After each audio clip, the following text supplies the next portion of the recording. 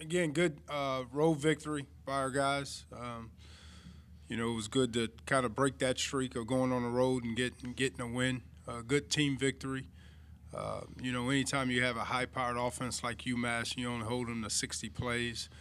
When you have 75 in a time of possession and all the things you need to do to win the game, I think our guys did. So all three phases of it, we made improvements, and and that's why we got the win. So real proud of our team, real proud of our staff for going on and getting that much-needed road victory. Was that the plan going in, Coach? Just try to limit how many times UMass touches the ball and really control the time of possession? Yeah, anytime you go against a high-powered offense, and especially an offense that likes speed and likes to get a bunch of plays in, the best defense is the one on the sideline. So it's not just what you do on defense, it's what you do on offense, also too. And we were able to get first downs and able to keep the clock rolling and possessions, and, and it helped us. So that's why I say, we didn't put a bunch of points on the board, but it was a team effort to keep that going. Coach, obviously when we were here last week, you said that it was going to be an open competition for the quarterback position, and George ended up starting. What led you to that decision, and just give us your overall thoughts on George's performance in the game? Really, he had a better week of preparation. We felt that the game plan that we needed and the game plan that we needed to be successful in and fit George, a little bit better. We didn't go into it knowing that Colin wasn't going to play. Kind of went into it that both of them will have the opportunity to play. It just didn't work out that way. And I think George did well. I think the offensive staff did a really good job of giving him a game plan that he could be successful. And I'm sorry. So go ahead. I'm sorry, I thought you were done. You mentioned that he had a better week this week and that it fit the game plan this week. Is this going to be a week-by-week thing, or can we assume that he's going to be the starter long-term? At this point right now, he's a starter, but it depends on the week also too. I mean, this position is not like any other. Every position has a chance for a guy to sit there, and if the guy doesn't practice well, then somebody else is going to play. So it still comes down to his preparation and what he does, during the week. How did Colin react when you told him that George would be starting over him? He was good. I mean, he's a team guy. I mean, it's a tough thing, but it happens, and Colin prepared like crazy that he was going to be the starter. So, and that's why we still have confidence in Colin that if he has to go in there, that he'll do a good job. We had to wait until Saturday to figure out what that decision would be. When did the entire team know that George would be getting the start? When he ran out there with the offense, probably. I mean, that's not nothing that we're going to discuss, with the team. Really, what they do is their execution and their preparation. It doesn't matter, who's back there, So it's not nothing that we're going to sit and announce, in front of the team. It's just, they just go do their job, and, whoever's back there is back there. From a preparation aspect with George as a redshirt freshman, I mean, sometimes that can be either way. Does he handle that aspect of it pretty well?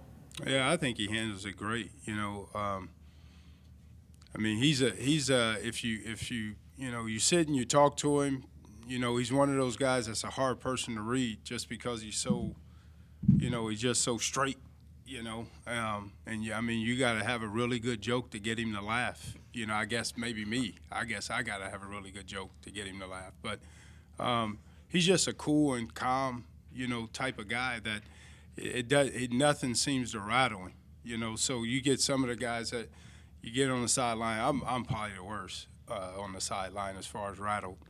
But he's just cool and collected. And so I think, you sit there and you don't, first game starter, you don't want to give him a whole lot, to sit there and see. But, we'll see what he can handle. But we have a lot of confidence in him that he can do it. Yeah. Oh, sorry. Just one more real quick about George. Just, the fact he's from Aurora, from the area, and that's a great program just right up the road. You got 2 guys now and even a third Yeah. on the roster, but just kind of Yeah. playing a huge role on the team from It's awesome. And yeah, I think one of the things in recruiting, you talk about, Northeast Ohio, we got probably besides there's a couple programs out there that major programs that we don't have a kid on the team but in almost every major Northeast Ohio really good program in the history of Ohio high school, we have a kid on the team. And the guys that we have from Aurora are being very productive for us. Jake McVeigh did not play in this game, but he's been a big special teams, guy for us. And, of course, Anthony Melchior has been huge for us, and now George. So they've been good to us. Aurora's have been good to us, although, Northeast Ohio has been good to us too with the products that we have gotten from Northeast Ohio. Nate, it seems like we're talking a lot about the offense right now, but really you guys on defense really shut down that high-powered UMass attack. I think about 250 yards overall, 51 yards in the second half. What was the game plan to shut them down, and how big of a boost is that for you, especially after giving up 500 yards against Toledo? Our game plan going in was just to play, do our job and do it well. And overall execution, we knew we had to get pressure on the quarterback. They passed, over 90% of the time going into that game. So we knew if we could affect the quarterback, that would be a huge for us. And I think we had to slow it down because they're going to go fast. But we just get over the ball and get set, and just do our job and play the play. Nate, in both of your MAC East games, you guys have held opponents in the fourth quarter, even though they had some promising drives. What does that speak, or what does that say about your resolve on defense? Well, I think it all comes down to how we prepare in each week. Looking last week, I don't think we had our best week of preparation. The Toledo game, and this week going into UMass was much better, and I think we have to learn from that. And we have to have, so we can have 4 great quarters, and that's how that happens. So this week has to be big preparation as well. You guys have had some great efforts on defense this year, but this one here, to control a team like that's that explosive, that has to be a pretty big confidence boost. Not that you're lacking confidence before, but yet, how does it feel to do that to that team? It felt good after the game, and knowing that we got a win in a tough environment. But now, we're kind of focused on getting on to the next game, and that we have a huge challenge up for us this week. So it's going to come back to how we practice this week. Talk about Bowling Green, obviously Johnson starts it all, and just a lot of I haven't we watched a little bit this morning. I know that their offense, they're going to go fast. I think their coach comes kind of like from Baylor. They kind of took some of that stuff. Definitely going fast. Their quarterback is a great player. He doesn't make too many mistakes, and it's going to come down to we're going to have to stop the run and just be able to, again, kind of slow that down, just like we did with UMass.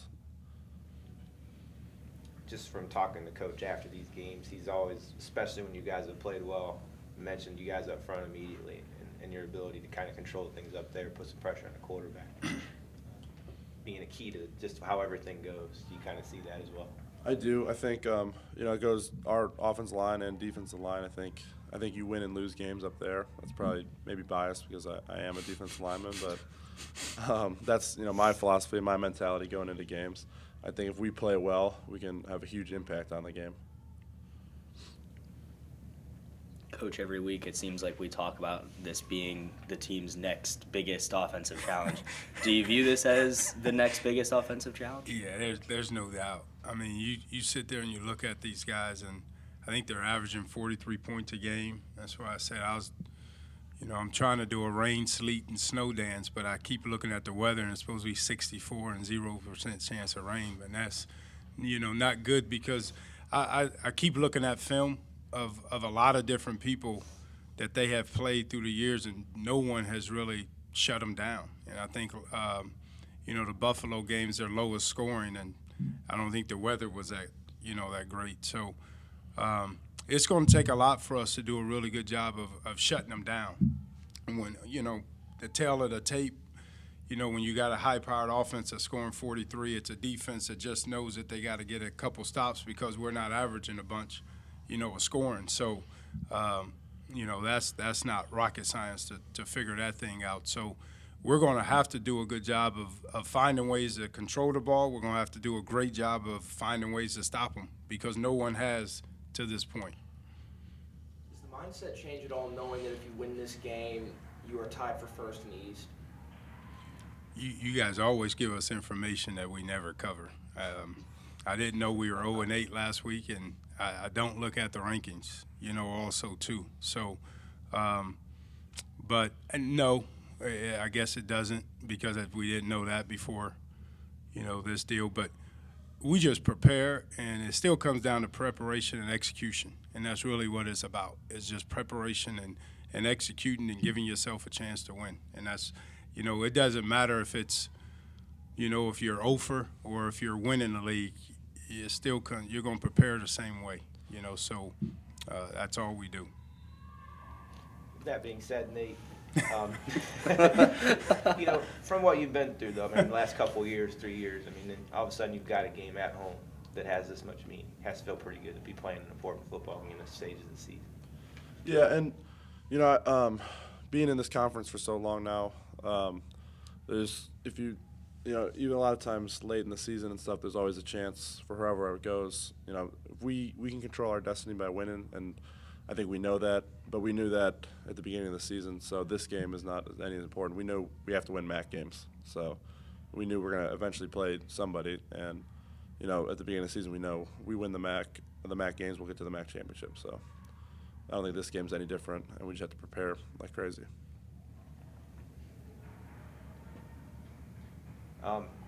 You know, you were able to kind of do exactly what you wanted to do with UMass in all 3 phases. Obviously, this game, as you're saying, 15 isn't going to do it. I mean, more than likely, just, I mean, does your mindset offensively change as to where, man, we got to try to do a little more? We got no. You know what? I don't think so. And because, you know, through my history of coaching, you try to do more and you end up screwing it up. You know, we are who we are. And are we going to have to make plays? Yeah, we're going to have to make plays, and that's going to be the telling tale. We're going to have to be able to put points on the board somehow, some way. Guys are going to have to make plays, but we can't go out there and try to be someone else. Can't go out there and try to put you know, something on guys that's not what they do. So it's still going to come down to what we can do, and have you know, confidence in the offensive staff that we'll do that. But it still comes down, again, they don't score, they don't win. And how are we going to do that? I don't know yet. I don't know that yet. Still trying to watch film. But, you know, our guys are – these are the games defensively that you get excited about, playing against an offense, you know, that is so high-powered and things. And it's the same way on the defensive side. We can't put pressure – you know, on ourselves that we got to shut them out or stop them or do all this and do all that because you're going to end up screwing it up. So that's why it still comes, you know, and it sounds like a broken record, it still comes down to our preparation and how we practice. And we carry that over to our execution on Saturday, and that's what it's going to boil down to. And, you know, if we play up to our best potential, we play our best football, it's all you can ask for. If it's good enough, we'll win the football game. If it's not, then we can sleep at night. So, you know, we have a game to see it, but the offensive identity, even under George, is pretty much the same. Yeah, I mean, it's not going to change that much. Again, you know, with Colin being a 3-year starter, the playbook is a little bit more wide open in what we do. But we still make sure that we got a lot of young guys still out there. You know, we got a lot of, you know, new guys kind of out there playing a lot of different positions. So we're still going to be us. We're still going to do what we do. And really what I mean by that is we're going to do what our guys do best, and that's it. What do you see, you know, checking out Jonathan on film? What kind of makes him special?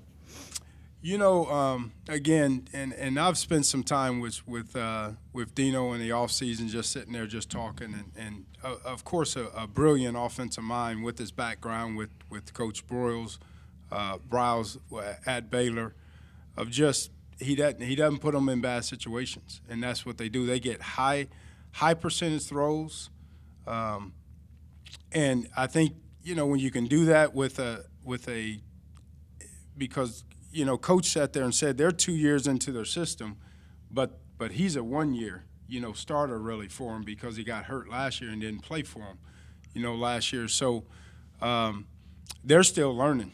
I mean, they're still learning a little bit of the he's still learning a little bit of the offense. But when you can hand the ball off to a very talented running back and he goes the distance, you can throw the ball 2 yards and they go the distance. I mean, you can do. You're really good at quarterback, and then they throw it up and their guys make plays. So, a lot of high percentage passes that gives him confidence. A lot of talent around him. It's I wouldn't say it's easy for him, but it's a little bit simpler for him. A little bit to just don't lose the game. Don't sit there and try to do anything special. Just give it to your playmakers and let them work. Have you checked their defense yet? I have not watched them on defense, but again, you look at them. You look at the numbers. Them by numbers. Again, all they know is they got to get 3 or 4 stops and the game's over. For them. And when you have an offense like that, you can be aggressive. You can take chances. Because if you get negative plays and negative stops, you put the offense, in a pickle. And again, I'm sure they look at us with not putting a lot of points on the board. All they need is a couple stops or a couple negative plays. So they're going to be aggressive with us. They're going to move the front. They're going to do the things that cause us problems and try to get after us. Is it, one of the deals on defense where, they're going to get their plays, but, you guys are your best defensively when you're making big plays. Obviously you had to pick the last game, several sacks. Mm-hmm. One of those deals where, okay, they're going to get theirs, but we got to get our big ones as well to kind of neutralize them a little bit. Yeah, we're going to have to make plays, on defense. The hard part is how, and that's what no one has really figured out because they do a really good job of spreading you out. And then again, it comes back to one guy making the play. And, you can talk all you want defensively about running to the ball and doing all that, but you better be sound and stay home because they got to play off of a play. They'll run the zone read, and the quarterback will keep the ball, and then they got a wideout out there if everybody pursues to the quarterback that he can throw to. So very difficult to defend. Like I said, no one yet have I've watched film that has found the answer to stop them. So, again, it's just going to come down to our guys executing and guys making plays. But we're going to have to get negative plays and get them behind the stick for us to be effective. Just hit the injuries real quick if you could. Several ones. A couple didn't play last week, and then I know Miles got hurt. Yeah, we should have Dixon and Calhoun back, this year. Miles will have to see, but it's probably not good. Don't know exactly what it is, yet. And then the rest of them are just nicks and bruises that will be day to day. We'll see if we can get them to practice tomorrow and then go from there. But, Calhoun and Dixon we should get back. And then Reno should be back too. Yeah. I know you're not trying to overblow the first place thing, but at the same time, I'm sure you would like to get the word out, get some fans excited about this game. It's a first place game at the Dix at the end of October. Just kind of talk about that a little bit. Well, now that I know, it is. It's a big deal for, they travel well too, and they're a program that has had a lot of success. They travel well to bowl games. They've had that experience of going to multiple bowl games. So their section is going to be huge. So we need the students and we need the fans and we need the community to make sure that they come out and definitely support our guys because we're going to need it. We're definitely going to need it. This is going to be, regardless of what place it is, it's going to be a big challenge, for us. And, to have the fan support and have Dick Stadium rocking is huge for our guys.